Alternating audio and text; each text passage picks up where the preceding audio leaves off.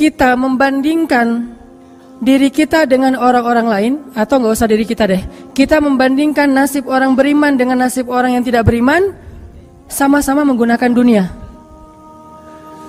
Padahal Allah tidak banyak berjanji urusan dunia kepada orang beriman. Kalau mau ngebandingin, bandingkanlah orang beriman itu dengan akhirat dan orang yang tidak beriman dengan dunia. Dia dapat apa di dunia, kita dapat apa di akhirat, itu baru imbang perbandingannya. Kalau kita ngebandingin dia dapat apa di dunia, saya dapat apa di dunia, itu perbandingan yang gak matematis menurut Islam, gak logis menurut iman.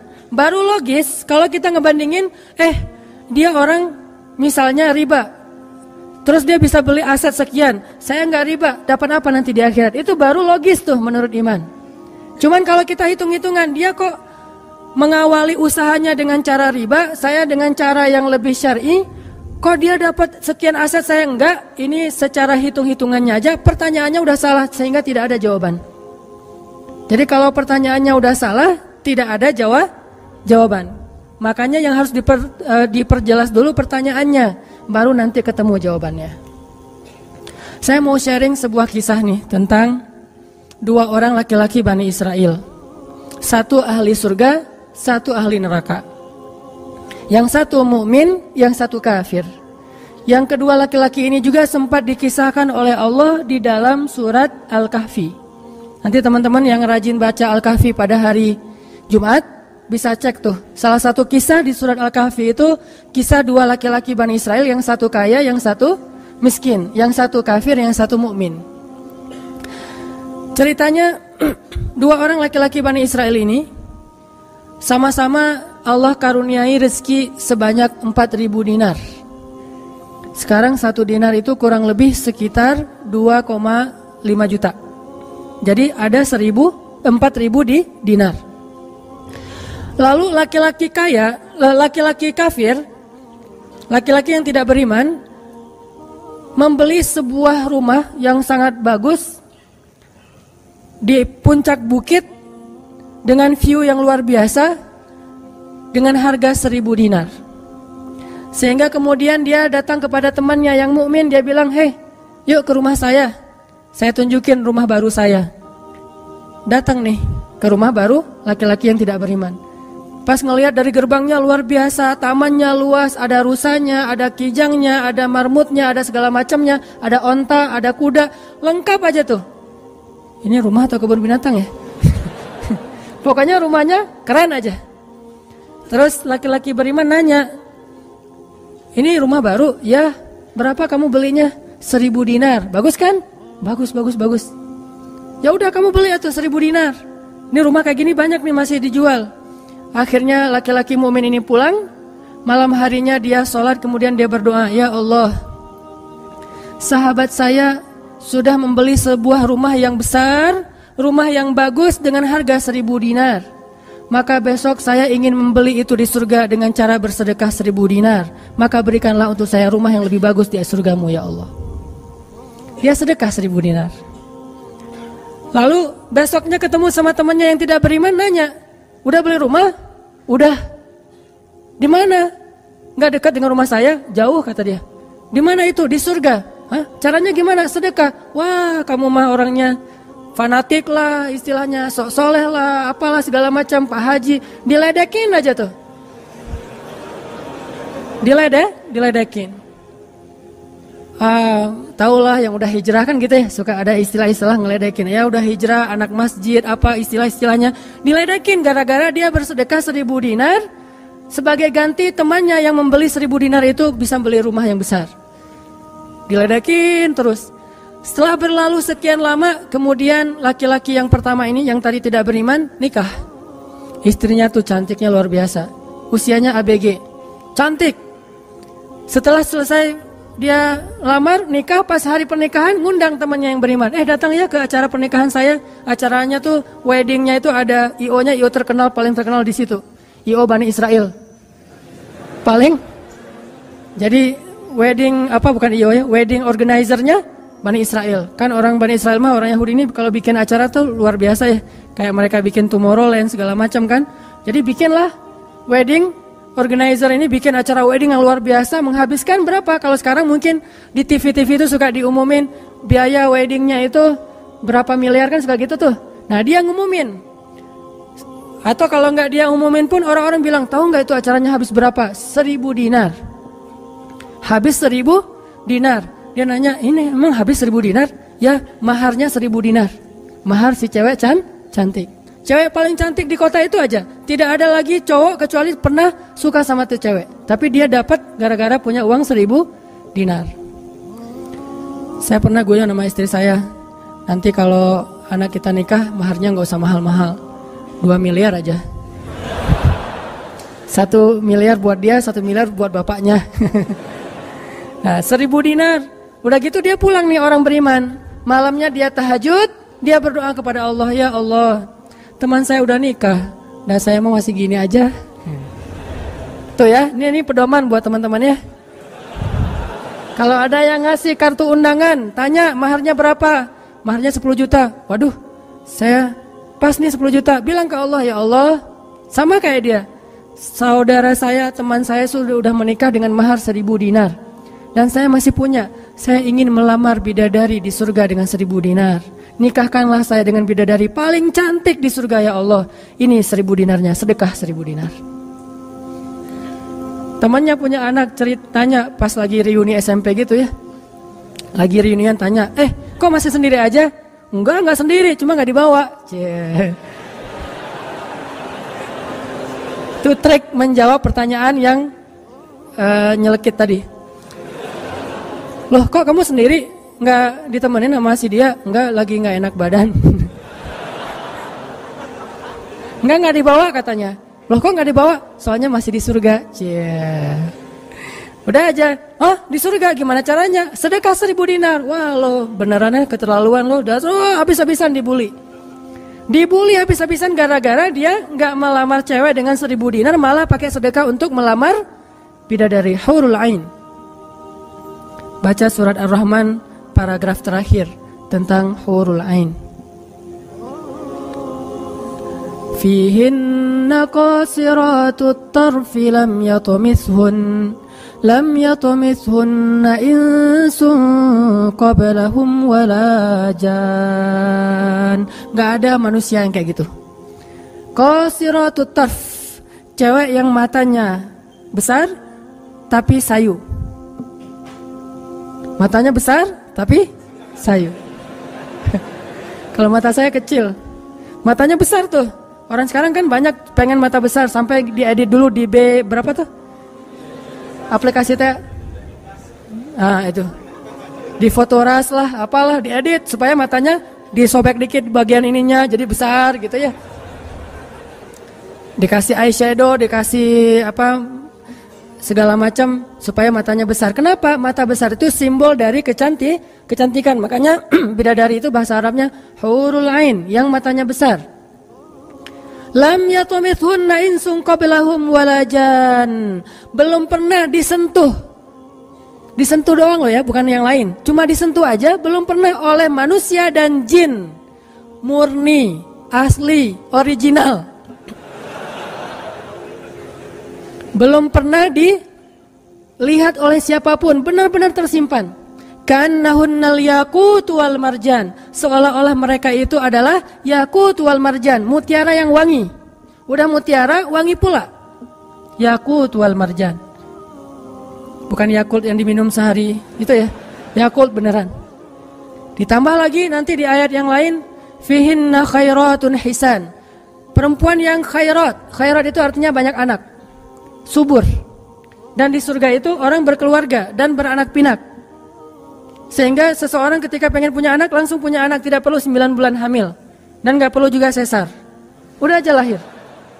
Lahir dengan cara yang Allah ciptakan sangat indah, tidak perlu ada wahnan ala wahnin, tidak ada kepayahan demi kepayahan, lahir anak. Dan anaknya bisa pesen, request. Ya Allah, saya pengen anak laki-laki tapi modelnya gini. Nah, bisa. Kalau di dunia kan gak bisa request, terima aja apa adanya ya. Oh gini, ternyata nggak mirip. Cuma di dunia di akhirat mah bisa request segalanya, sesuatu juga bisa request. Udah aja kayak gitu, hurul ain. Sehingga dia tahu gimana pun cewek ini cantik, tidak pernah bisa mengalahkan satu hurul ain. Seandainya jemari hurul ain, jari kelingking doang dikeluarin dari surga ke dunia, maka cahaya matahari akan tertutup oleh cahaya jari kelingkingnya hurul ain. Kalau hurul ain sempat keluar dari surga, jatuh ke bumi, kau bidadari jatuh dari langit gitu kan ya. Nah, jatuh tuh ke bumi beneran, maka nafasnya, satu kali dia bernafas, semua manusia akan mati karena tergila-gila kepada dia. Harumnya nafas hurul ain. Gak usah dibayangin, ntar makin gak bisa tidur. Sekedar ilustrasi doang nih. Akhirnya dia lamar tuh hurul ain dengan sedekah 1000 dinar. Udah aja sih kayak gitu. Dan dia merasa, alhamdulillah saya lebih beruntung dari dia, saya lebih beruntung dari dia. Gitu matematika mukmin.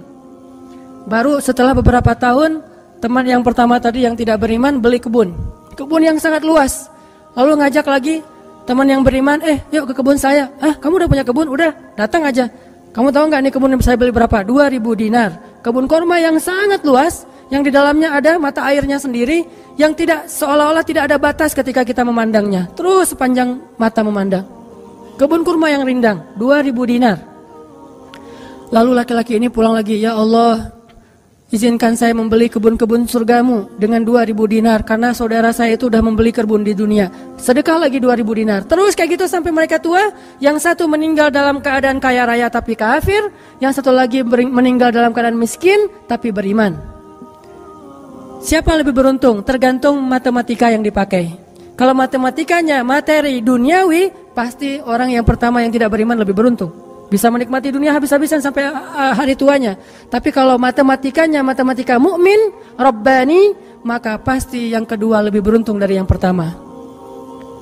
Nanti setelah mereka meninggal, ini ceritanya panjang sekali dan kemudian jadi salah satu tafsir dari Al-Quran surat As-Saffat yang nanti kita baca. Di akhirat, kalau teman-teman tahu, kalau kita baca tafsir itu ternyata ya, di surga itu punya jendela. Kayak rumah punya jendela. Cuman saya nggak tahu seperti apa bentuk jendelanya, karena surga itu kata Nabi, ma la ainun ra'at wa la udhunun sami'at. Yang nggak pernah dilihat oleh mata, yang nggak pernah didengar oleh telinga, yang nggak pernah dibayangkan oleh imajinasi manusia. Yang jelas ada jendela itu di surga. Nah, jendela ini apa? Jendela ini dipakai untuk mengintip ke neraka. Jadi nanti kalau ada kisah-kisah penduduk surga menyelamatkan orang-orang di neraka, itu lewat jendela itu. Kalau ada cerita penduduk surga dan penduduk neraka berdialog, itu lewat jendela itu. Bukan keluar dulu, sama-sama keluar terus ada ruangan khusus dialog gitu, enggak. Atau pakai misalnya Skype gitu ya, nelpon neraka pakai Skype. Tling, lagi disiksa, aduh ada yang nelpon, bentar dulu. Kan nggak ada yang gitu ya. Ini mah pakai jendela. Jadi jangan pakai imajinasi teknologi yang sekarang. Nggak ada Skype, nggak ada WhatsApp call, video call gitu. Nggak ada line. Yang ada lewat jendela. Begitu dia ngelihat ke jendela, dia langsung Allah berikan dimensi melihat neraka. Langsung Allah kasih ruang untuk bisa melihat neraka. Di neraka itu dia akan bertanya kepada malaikat neraka, ngasih kayak kertas gitu. Tolong cariin yang namanya ini. Cariin. Oh ya, ini masa nggak kenal kayaknya di surga. Emang siapa? Hananataki. Penduduk malaikat neraka mah nggak kenal. Amin. Aminin atuh. Mudah-mudahan semua kita tidak dikenal di neraka. Dikenal di surga insya Allah. Kalau ini mah nggak boleh heureuy. Ini serius nih mah. Udah aja ngasih nama gitu ya ke malaikat penjaga neraka. Kenal nama ini nggak? Oh ntar dulu nanya ke yang lain. Kenal nama ini nggak? Wah ada tuh yang di pojok sana tuh lagi dihabis-habisin sama malaikat. Udah malaikat yang itu bawain sini gitu. Pas dibawain ternyata itu adalah laki-laki tadi yang di dunia saling bersaing dalam memperkaya diri. Satu memperkaya diri di dunia ya, satu lagi memperkaya diri di akhirat. Bro, gimana nasib lo sekarang? Waduh, saya sekarang disiksa segala macam, dia ngaku kesalahannya.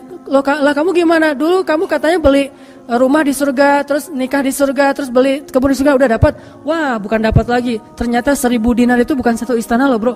1 dinar itu sekian ribu istana. Sekarang saya 1000 dinar, bayangin aja. Hah, gitu. Makin sakit kan ya? Makin nelangsa, makin stres. Udah di neraka stres pula, stroke lagi, kena kejang-kejang gitu. Nggak di neraka, kejang-kejang aja nggak enak, stroke nggak enak, apalagi udah stroke-nya di neraka kan lebih nggak enak tuh. Orang kena penyakit jantung di dunia nggak enak, ini penyakit jantungnya di neraka lebih nggak enak lagi. Ini mah imajinasi saya. Sesuai dengan di Al-Quran surat As-Saffat, dialog antara penduduk surga dan penduduk neraka. Inilah teman-teman matematika untuk mengukur siapa lebih beruntung. Sehingga kita tidak perlu bertanya, kenapa? Why? Saya udah hijrah kok makin susah hidup saya? Dunia itu, akhirat enggak. Kalau kita mengukur amal kita hanya dengan dunia, kita bakal sering kecewa karena Allah tidak menilai dunia ini bahkan lebih ringan daripada 11 sayap nyamuk. Seandainya kata Nabi dunia ini di mata Allah ada harganya, pasti Allah nggak mau ngasih dunia kepada orang yang tidak beriman, nggak mau. Berhubung dunia ini tidak ada nilainya, Allah kasihlah kepada orang yang tidak beriman. Sedangkan yang bernilai, Allah simpan untuk orang yang beriman dan sabar. Pakai kacamata Rabbani, cara pandang Allah Subhanahu Wa Taala. Sehingga ketika kita hijrah, kita minta tolong kepada Allah urusan dunia, tetapi kita yakin kalau kita istiqomah, ikhlas, maka di akhirat wa ma indallahi khair. Itu harus jadi mantra yang kita ulang-ulang tuh. Kalau teman-teman lagi cemburu dengan dunia seseorang, bilang wa ma indallahi khair. Apa yang ada di sisi Allah lebih baik. Udah nggak jadi cemburu tuh. Saya pakai itu sebagai terapi buat diri saya sendiri. Kalau saya lagi ada rasa kayak kepengen apa yang orang punya, ada rasa iri, ada rasa cemburu, ada rasa kayak merasa orang lain lebih beruntung dari kita, saya selalu pakai mantra wa ma indallahi khair, wa ma indallahi khair, wa ma indallahi khair. Sehingga hilanglah rasa cemburu itu. Apa yang ada di sisi Allah lebih baik, apa yang ada di sisi Allah lebih baik, apa yang ada di sisi Allah lebih. Walal akhiratu khairul laka minal ula, wal akhiratu khairu wa abqa. Akhirat lebih baik bagimu dan daripada dunia. Akhirat lebih baik dan lebih kekal.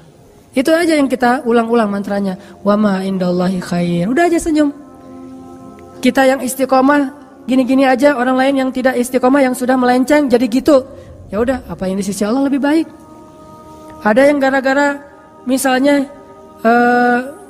dukun bertindak jadi nikah. Kita bertindak sendiri nggak nikah-nikah misalnya ya. Ya udah aja, wa ma indallahi khair. Dan apa yang ada di sisi Allah itu bukan hanya akhirat tetapi juga dunia. Cuman Allah tidak memberikannya dalam waktu yang segera kepada mukmin karena Allah ingin melihat dulu ketabahan, kesabaran dan keistiqomahan kita. Matematika itu coba kita pakai dalam hidup. Kayak saya pernah dulu banget awal-awal saya di Bandung masih senang usaha-usaha gitu sebelum ada dakwah. Kan pertama saya masuk ke Bandung bukan berdakwah. Lama-lama setelah lelah berusaha akhirnya berdakwah. Karena nggak mendapatkan kebahagiaan hanya dengan harta. Kan dulu saya pernah usaha bisnis pulsa yang saya pernah cerita. Ada 60 cabang pulsa saya di Bandung. Terus naik lagi bisnis jual beli mobil bekas. Beli, jual. Terus terakhir pernah main properti walaupun nggak sampai punya klaster, sampai punya perumahan. Tapi 1-2 properti beli, jual lagi, perbaiki, jual dan segala macam.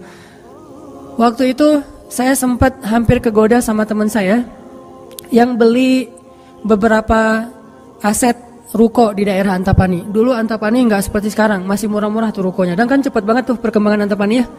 Dia beli tuh 1 ruko di Antapani dengan DP, lalu dia cicil. Nah cicilannya ini dibayar oleh yang kontrak. Kebetulan ruko dia dikontrak oleh warung Padang. Sehingga dia paling nambah-nambah dikit lah, walaupun yang nggak bisa utuh, tapi dia nambah-nambah dikit. Ini udah azan? Udah? Oh, nanti ceritanya next, insya Allah habis sholat isya. Barakallah. Bismillahirrahmanirrahim. Tadi sampai di mana teman-teman? Oh iya, Antapani ya. Sampai Antapani. Nah waktu itu nggak ada basa-basi, langsung aja Bismillahirrahmanirrahim. Teman-teman kita lanjutkan sampai di Antapani. Jadi teman saya tuh ada yang investasi dengan beli salah satu ruko di Antapani dengan cara nyicil DP, terus yang bayar cicilannya itu adalah yang kontrak. Kalau nggak utuh pun dia tambahin sedikit lah, paling nambahin 500.000 sebulan. setelah kurang lebih 3 tahun, akhirnya itu udah lunas, dia bisa nge-DP-in lagi yang baru. Setelah sekitar 5 tahun berjalan, saya ketemu lagi sama dia. Dia bilang, ini semuanya udah ruko saya nih. Udah ada sekitar 6 ruko yang dia punya. Dan setengahnya dipakai sama Alfamart. Sisanya dipakai ada warung Padang, ada apa di situ. Sehingga dengan cara dia bisa cepat berkembang. Saya di awal menganggap diri saya itu agak-agak idealis. Anggapan pertama, waduh saya ini kayaknya terlalu idealis kali ya gitu. Mulai galau kan, mulai tidak istiqomah. Jangan-jangan saya terlalu kaku nih dalam agama. Lagi nyari-nyari dalil mana nih yang membolehkan gitu kan ya. Biasalah apalagi ustadz kan bisa ngotak-ngatik gitu kan. Sampai bisa menemukan dalil boleh, tapi nggak nemu. Akhirnya yang bisa menguatkan hati apa? Wa ma indallahi khair. Apa yang ada di sisi Allah lebih baik. Kalau mau kayak gitu, mungkin sekarang saya udah punya juga beberapa ruko. Tapi karena nggak bisa dengan cara seperti itu, akhirnya ya punya itu aja dan tidak berkembang secara duniawi. Tetapi saya yakin mudah-mudahan dengan itu kita berinvestasi di akhirat. Makanya ini matematika harus jadi pola pikir kita, harus jadi mindset, persepsi kita dalam hitung-hitungan amal. Sehingga ketika kita belajar Islam, mulai bertaubat, mulai berhijrah, lalu Allah Subhanahu wa taala seolah-olah lebih memanjakan orang lain yang belum berhijrah, yang belum bertaubat daripada kita dengan dunia. Katakan wa ma indallahi khair. Apa yang ada di sisi Allah lebih baik. Katakan bahwa wal akhiratu khairun wa abqa. Akhirat lebih baik dan lebih kekal. Katakan walal akhiratu khairul laka minal ula, dan akhirat itu lebih baik bagimu daripada dunia. Ini yang memotivasi kita untuk bisa istiqomah, sehingga kita tidak ngerasa dicurangin sama Allah Subhanahu wa taala. Karena Allah melihat balasan akhirat itu lebih baik daripada ngebalas di dunia. Sehingga Allah kalau sayang kepada seorang hamba, Allah menyediakan akhirat lebih besar daripada dunia untuk dia. Seandainya dunia itu adalah bentuk kasih sayang Allah, maka Allah sudah memberikan kekayaan dunia kepada semua nabi yang Allah cintai. Tapi nabi yang kaya itu sedikit. Rata-rata nabi itu susah hidupnya, apalagi setelah menjadi nabi. Nabi Muhammad sebelum jadi nabi hidupnya luar biasa kan? 40 tahun pertama, terutama 15 tahun pertama setelah menikah dengan Khadijah, gimana kehidupan Nabi Muhammad? Segalanya ada. Khadijah itu orang yang paling kaya, perempuan paling kaya di Mekah, menikah dengan Nabi Muhammad yang pintar dalam berdagang. Gak pernah Nabi rugi dalam berdagang. Jujur tapi untung. Sehingga selama 15 tahun Nabi mau traveling kemana aja bisa. Traveling ke Syam bisa. Traveling ke Yaman bisa. Syam dan Yaman itu jarak yang cukup jauh. Mau ngapain aja bisa. Punya ternak yang sangat banyak, punya kebun kurma yang luas sekali dan segala macam. Rumahnya rumah terbaik di kota Mekah. Hidup selama 15 tahun dalam kenikmatan. Begitu jadi nabi, langsung kayak terjun payung, cepat sekali. Sampai akhirnya Khadijah wafat ketika Nabi masih di Mekah dalam keadaan hampir tidak punya warisan apa-apa. Jadi kurang dari 13 tahun jatuh miskin, fakir. Sampai ketika hijrah ke Madinah, Aisyah curhat. Apa kata Aisyah? Di rumah Rasulullah itu lebih dari 1 bulan tidak ada asap di dapur. Dalam keadaan tidak pernah masak selama berbulan-bulan. Soalnya kalau kita mah beli warung Padang jadi gak perlu masak ya. Kenapa itu rumah gak pernah masak? Yalah, soalnya dia punya warung, jadi masaknya di warung, tinggal dibawa aja ke rumah. Nabi benar-benar gak pernah masak tuh. Coba bayangin, pernah gak Nabi bilang gini ke Allah, Allah, lah saya kan kerjanya sama Allah, kok malah jadi kayak gini, hidup saya jadi susah gini. Enggak pernah Allah Nabi mengatakan demikian. Kenapa? Karena Nabi tahu logikanya. Nabi benar dalam menggunakan logika hitung-hitungannya. Nabi tahu matematikanya, sehingga Nabi gak pernah mengeluh ke Allah, kok saya sejak jadi Nabi jadi susah Allah. Katanya saya kekasih Allah, kok saya diperlakukan kayak gini. Gak pernah Nabi ngomong kayak gitu. Kalau Nabi aja kekasih Allah malah jadi susah gara-gara jadi kekasih Allah secara duniawi, tidak pernah mengeluh. Terus siapa kita mau mengeluh dan menuduh Allah dengan tuduhan-tuduhan yang tidak benar? Apakah kita merasa bahwa setelah kita berhijrah Allah harus memberikan kepada kita dunia yang di mata Allah tidak ada nilainya? Berarti kita meminta kepada Allah sesuatu yang tidak baik dan membuang sesuatu yang baik. Itulah yang dulu pernah dinasihatkan oleh Musa kepada Bani Israel di dalam surat Al-Baqarah. Coba teman-teman lihat di surat Al-Baqarah itu ayat 61.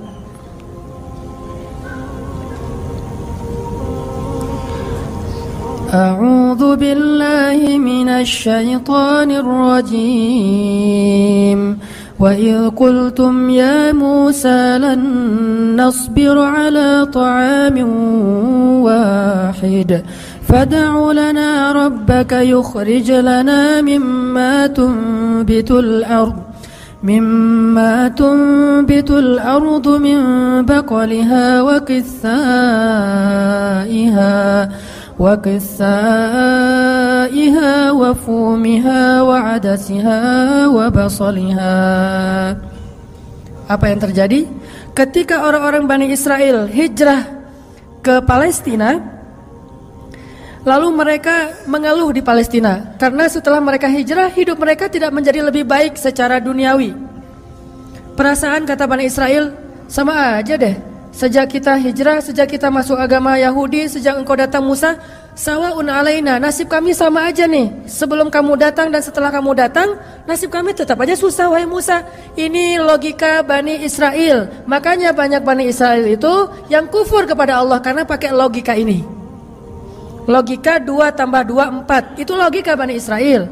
Kalau dalam urusan agama, beda kalau dalam urusan matematika. Jangan bilang, "Dek, 2 tambah 2 berapa? 4." Bani Israel. Jangan. Itu mah matematika. Kalau dalam urusan agama itu logika Bani Israel. Mereka selalu menghitung-hitung itu dengan logika matematika duniawi. 2 tambah 2 4. Sehingga mereka selalu mengeluh, "Ya Musa, sama saja nasib kami engkau datang dan engkau tidak datang dulu. Sama-sama susah. Terus apa baiknya dengan kedatangan wahai Musa?" Mereka menghitung kebaikan itu hanya dari sisi materi saja. Padahal kedatangan Musa telah mengeluarkan mereka dari perbudakan kalau mau dihitung lebih jujur di urusan dunia. Kedua, dengan kedatangan Musa, mereka akhirnya diselamatkan dari kejahatan dan kekejaman Firaun yang membunuh anak laki-laki mereka dan memperbudak anak perempuan. Apakah mereka lupa? Afala ta'qilun ya Bani Israel? Tidakkah kalian berpikir wahai Bani Israel? Ditambah lagi dengan janji Allah untuk Bani Israel. Allah bukakan langit dan bumi untuk Bani Israel. Bayangin, Bani Israel lagi hijrah nih dari Mesir ke Palestina, di tengah jalan haus. Musa haus ngadu. Hashtag semuanya viral, haus Bani Israel. Hashtagnya haus. Akhirnya Nabi Musa berdoa kepada Allah, "Ya Allah, beri mereka air." Keluarlah mata air satu untuk Bani Israel yang ada 12 suku. Berapa? 12 gitu? Lupa Ya gitu deh. Oh ini nih. Ya 12 Ithnata asyara aina, 12 suku. Pakai satu mata air. Udah gitu karena Bani Israel ini orangnya gak bisa teratur hidupnya, suka gak bisa ngantri, gak bisa teratur, gak sabaran. Pokoknya tamak aja. Begitu keluar satu mata air, mereka ada 12 suku berantem. Ini gua duluan nih. Siapa lo? Ramai aja antara Bani Israel. Cuma bahasanya saya gak ngerti Ibrani. Bukan siapa lo. Udah aja gitu, rame sesama Bani Israel. Akhirnya mereka ngeluh lagi, "Musa, masa sih satu mata air? Ini rebutan nih, daripada kita nanti rame, daripada putus silaturahim, doain dong, minta 12 mata air." Nabi Musa berdoa lagi. Akhirnya keluar 12 mata air. Dimanja banget sama Allah. Udah keluar 12 mata air, mereka minum. Jalan lagi, "Musa, dari kemarin kita makannya perasaan roti wae. Gak ada daging gitu Musa?" Nanya daging. Ini kayaknya nih buffetnya nggak internasional nih, Asian food gitu, nasi gitu ya. Saya pengen sekali-kali dong Musa cari yang buffet yang international food gitu. Akhirnya Allah kasih man nawassal, kasih burung datang sendiri untuk disembelih. Datang tuh burung terbang depan Bani Israel, nunduk langsung gini. Enggak. Coba, burung Bani Israel. Coba ada nggak burung kayak gitu sekarang? Bebek gitu ya. "Pak, hari ini kita masak bebek." "Oh boleh. Bebek." Datang seperti bebek teh. Yam, yaitu ayam datang. Nggak ada kan sekarang kan ya? Allah tundukkan burung yang liar kepada Bani Israel, datang untuk disembelih langsung dibakar, terus makan. Kemudian keluar lagi makanan-makanan luar biasa, datang dari langit seperti datang kepada Maryam alaihissalam. Masih ngeluh juga. Terus jalan lagi, Musa haredang cenah.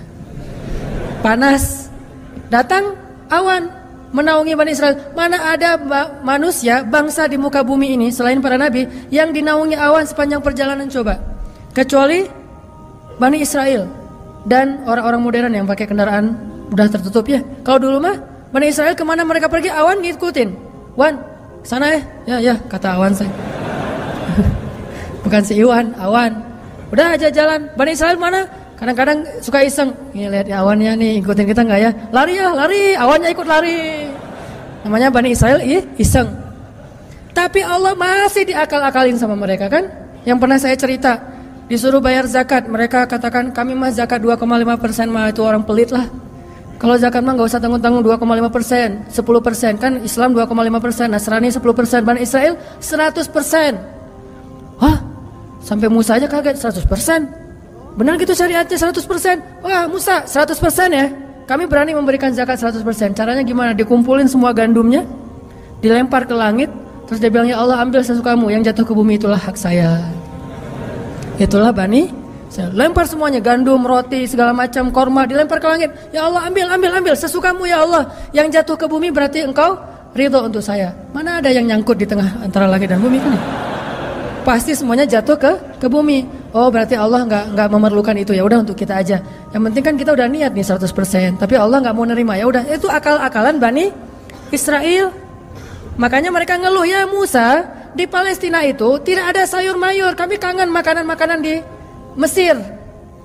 Kalau teman-teman tahu Mesir itu sebetulnya nggak tandus-tandus amat. Mesir itu ada bagian yang salju. Jadi kalau mau ngerasain Eropa bisa ke bagian itu. Ada yang bagian yang benar-benar padang pasir, ada yang bagian yang subur luar biasa. Nah, sampai mereka kangen dengan sayur-sayuran Mesir. Kangen dengan bayam kalau di kita mah, kangen dengan singkong, kangen dengan jengkol. Ya, pernah kangen jengkol? Karena nggak pernah keluar Bandung. Kalau keluar Bandung pasti kangen jengkol. Misalnya umroh gitu ya.